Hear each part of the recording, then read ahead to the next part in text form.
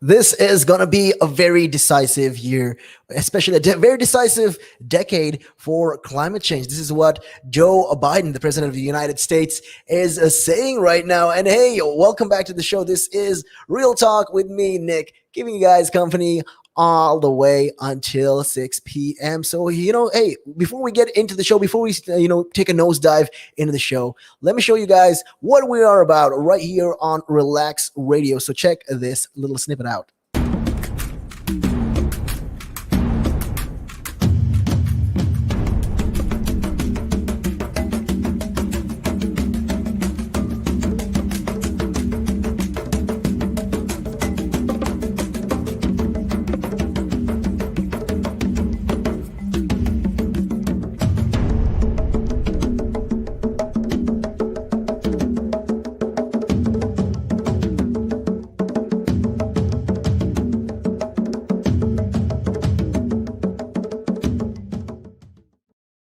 That's right. You guys can always check us out on Facebook, and we go on Instagram as well. We're pretty big on Instagram. And hey, if you have anything to say to us, or you want to talk, you want to chat, hey, you can always hit us up on those numbers. It is 07582 473. That's right. This is Relax Radio, and this is Real Talk with me, Nick, giving you guys company. And anyways, getting back to the story at hand, the U.S. President Joe Biden has told a major summit that we are in the decisive decade for tackling climate change. Yeah, that's right. He's trying to say that this is what, the issue is right now. And I remember we were talking about this the other day, and we brought up this issue of climate change and, how it is affecting the world, and how this decade, the year that we are living, 2020s, is going to be that year where climate change is going to be decisive, especially, with the UK trying to hit that net zero target by the time 2050 hits, and get it down by 75% at least by 2035. So this is just some of the things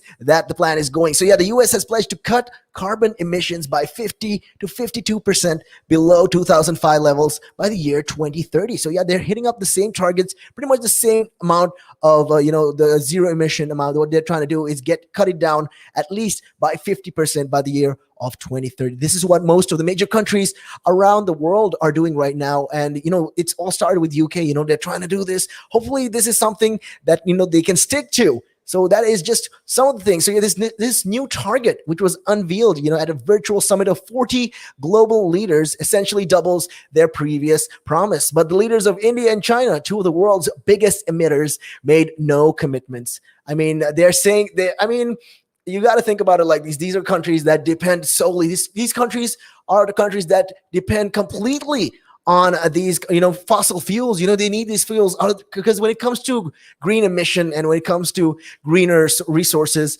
it's just not enough energy for them. So it's just not enough energy to produce the things that they need, the products and the raw materials that they need. So, what they're trying to say is right now, they say that scientists tell us that this is the decisive decade. This is the decade we must make decisions that will avoid the worst consequences of the climate crisis. And this is what President Joe Biden said at the summit's opening address. And he also said, we must try to keep the Earth's temperature to at least an increase of 1.5 degrees Celsius. And the world beyond 1.5 degrees means more frequent and intense fires, floods, droughts, heat waves, and hurricanes tearing through communities and ripping away lives and livelihoods. So yeah, this is end of the day. When it comes back down to this year, this decade is going to be a very important decade. This is going to be a very significant decade. It's going to mark the changes that we need to do right now. We need to implement this. And right now in the UK, they are trying to do this. We are trying to get it down. We're trying to implement new rules and regulations, new policies as well that they're trying to do. A lot of this, especially with the upcoming elections, a lot of these politicians are saying, hey, we're going to stop this. We're going to start going green. We're going to create more jobs that will stick to this green approach. So yeah, President Joe Biden, though, said that there was a moral and economic imperative to immediately act on climate change. And he's referring, to this new carbon cutting pledge. And they all say, it's all of these things. I mean, looking at the graphs also, when you look at the graphs and when you look at the number one emitters in the world, China is at the very top, followed closely by the US. Then we got India, Russia, Japan, Iran, and all the other countries. So there's just a lot of countries right there. And it just goes to show, a lot of these countries need to need to come forward, need to take accountability of what they are doing. They are also part of the problem. They got to remember that they are also part of the problem. I mean, come on, think about it. It's not just one country either. It's the whole world right now. We need to be together. We need to make sure that we find a way to, to approach this, to tackle this issue, to surmount this hurdle right now. And climate activist Greta Thunberg, who was testifying before Congress on Thursday, challenged world leaders to do more on climate crisis. And she says, unlike you, my generation will not give up without a fight. And how long do you honestly believe that people in power will get away with it? And the UK, is essentially playing a very critical role this year as president of the crucial COP26. Yeah, that's happening in Glasgow. So that's by the end of this year. Hopefully by November, that's the plan. And the government is tasked with achieving agreement in Glasgow when world leaders meet there in November. So yeah, Prime Minister Boris Johnson was he said was in a forum on his virtual conference address, and he assured a lot of these global leaders that tackling climate change was not bunny hugging. I mean, yeah, it's not like it's something that's very easy to do and take a couple of good pictures like, oh, hey, we're here with the environment. No, it's a lot more than that. They have to tackle a lot of socio-economic issues as well. And at this summit, Mr. Boris Johnson said, and he called, President Biden's announcement about cutting U.S. greenhouse gas emissions game-changing. I mean, because the U.S. is the number 2 most highest emitter in the world. So what Boris Johnson says is that we can do this together across the world. It's going to mean the richest nations coming together and exceeding $100 billion commitment they already made in 2009. So yeah, there's been major changes, to the ways of life, especially now in the UK. What we're planning to do, we're trying to cut down on all the single-purpose recyclable, single-purpose straws, single-purpose plastic that we really don't require as much as we think. And, this climate has been the central focus of the UK also now. This is something that we are addressing as well. And, especially when it comes down to the Paris climate change and organizing this Thursday summit. Now, the U.S., so the Biden team has been working on a strong pledge to convince the world that they mean business. So the fact that they are, prepared to go beyond a 50% cut will be a welcome surprise to many scientists and campaigners. So yeah, this is just in, coming in like this, and a lot of these countries are doing it the same. So Japan's Prime Minister Yoshihide Suga said that the country was ready to demonstrate its leadership on climate change. And Mr. Suga said that Japan would reduce also their emissions by 46% in 2030 compared to 2013 levels. So this was previously, the country had pledged only a 26% cut in emissions.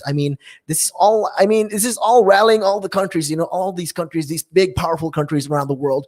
What the purpose is to get them aware, to raise awareness, to show that this is not avoidable. This is not something that can be avoided anymore. This is something that we have to face, and we need to take responsibility. We need to take action right now, because this is the most important time that we do this. This is the time where, we don't have any other way, no other option, because by the time the next 10 years comes, the damages caused to the environment will be irreparable. And that is just something, that we are trying to tackle together. So South Korea also, they pledged a new target, and they said, they would stop financing all of this building of coal-fired power stations overseas.